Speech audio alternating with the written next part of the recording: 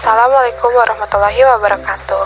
Kami akan menjelaskan riset operasi di bidang manufaktur yang dianggotai oleh Lisma Rahayu, Salwa Ceril, Handayani Mega, Ina Satriani, dan Tuti Septiani.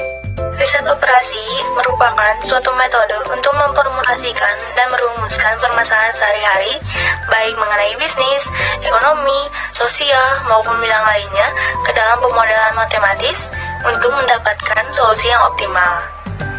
Manufaktur merupakan suatu cabang industri untuk mengaplikasikan mesin, peralatan, dan tenaga kerja dari suatu proses untuk mengubah bahan mentah menjadi bahan jadi untuk dijual.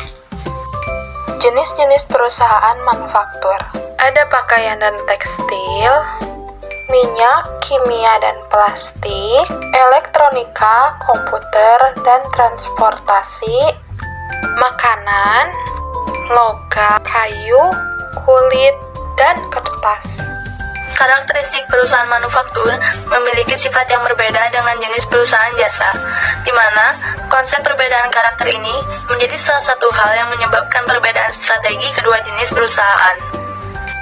Baik, di sini saya akan menjelaskan tentang salah satu strategi yang mempertimbangkan masalah karakteristik yang berkaitan dengan penetapan konsep 4P dalam pemasaran, yaitu produk, promotion, price, dan place, yang dimana dalam suatu perusahaan manufaktur harus dapat mempertimbangkan produk yang akan mereka ciptakan serta harus dapat menetapkan harga jual pada produk tersebut. Ada 4 tahapan dalam siklus akuntansi manufaktur. Yang pertama, ada pencatatan transaksi ke dalam jurnal. Kedua, ada pemindahan atau memposting menuju ke buku besar. Yang ketiga, ada penyusunan neraca lajur. Dan yang keempat, yang terakhir, ada penyusunan laporan keuangan. Perusahaan dagang adalah perusahaan yang bentuk transaksinya yaitu membeli barang atau produk dan menjual kembali produk tersebut tanpa mengolah atau mengubah sifat produk bersangkutan. Ciri-ciri perusahaan dagang ada 4, diantaranya yaitu yang pertama, melakukan transaksi pembelian barang baik secara tunai maupun secara kredit. Yang kedua yaitu melakukan pembayaran utang usaha yang terjadi akibat adanya berbagai transaksi dalam aktivitas perusahaan. Yang ketiga yaitu menerima pembayaran piutang usaha yang terjadi akibat adanya berbagai transaksi dalam aktivitas perusahaan. Dan yang terakhir, keempat, yaitu melakukan penyimpanan barang dagang sebelum dijual dan diserahkan kepada pembeli. Proses akuntansi perusahaan dagang dibagi menjadi 8 bagian. Yang pertama, sistem persediaan. Sistem persediaan dibagi menjadi 2 bagian. Yang pertama, sistem persediaan perpetual. Sistem persediaan perpetual ini menyelenggarakan pencatatan detail atas persediaan barang dagangan yang dijual maupun dibeli.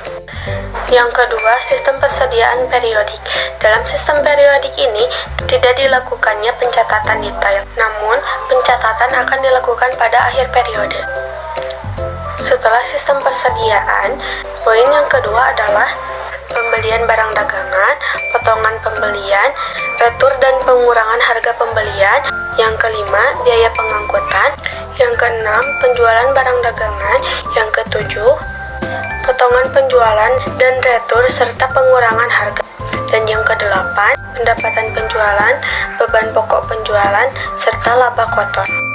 Kemudian, perusahaan jasa, yaitu perusahaan yang bergerak dalam bidang penyediaan berbagai pelayanan yang memberikan kenyamanan pada masyarakat yang memerlukannya.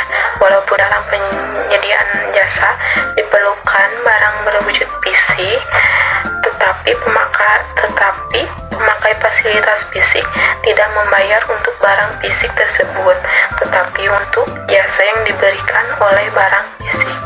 Ciri-ciri perusahaan jasa. Ciri-ciri perusahaan jasa yang pertama yaitu ketidakberwujudan atau intangibility.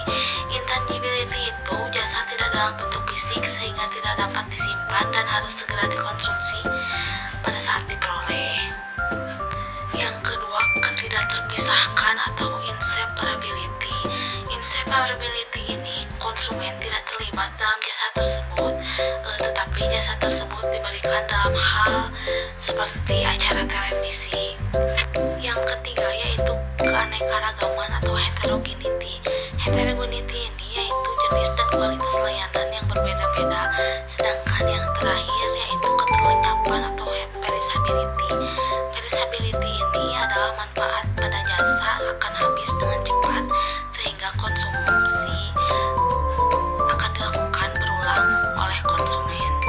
Selain manufaktur dan perusahaan dagang, ada juga pengertian perusahaan jasa, yaitu perusahaan yang bergerak dalam bidangnya penyediaan pembagian, pelayanan pemberi kenyamanan atau penikmat kepada masyarakat yang memerlukan.